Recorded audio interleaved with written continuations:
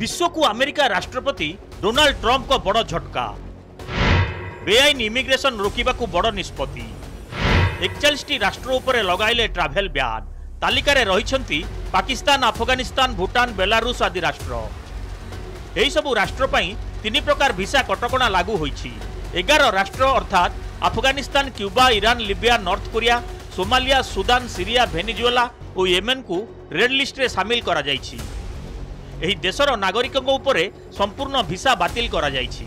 एही देशर कोनोसी नागरिक अमेरिका जाई परिबे नाही।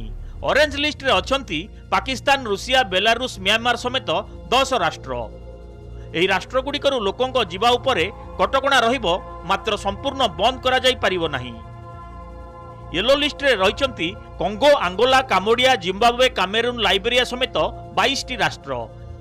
एही तालिकार थिबा राष्ट्र माननकु विभिन्न आवश्यकता पूरण करिवा लागि 60 दिनिया अवधि दिया जिवो। सेपटे महंगा पड़िला हमास को समर्थन।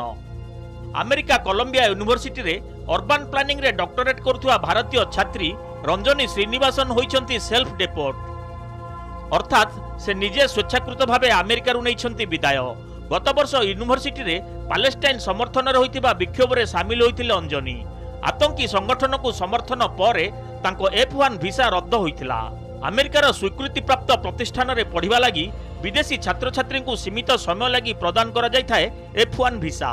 गत मार्च 10 रे अमेरिका रे आरंभ होइतिबा CBP होम आप जरिया रे प्रवासी माने सेल्फ डिपोर्ट हेबे, अर्थात से माने निजे स्वेच्छाकृत भावे अमेरिका रु चली जिवे। नचेत तांको गिरफ करा जिवो किंबा अटक रखा जिवो किंबा दीर्घकालीन भावे तांको उपरे ब्यान लगा जिवो। ट्रंप शासनर दिन कईटा मध्यरे सारा विश्व रे खेली गलानी छनका। प्रमुख राष्ट्रगुड़िक सह ट्रेड वार चलिथिबा बेले 37,000 रु अधिक प्रवासी को करागलानी विदा। 8,200 रु अधिक लोकंकु करागलानी गिरफ। Bureau report, Nandighosh TV.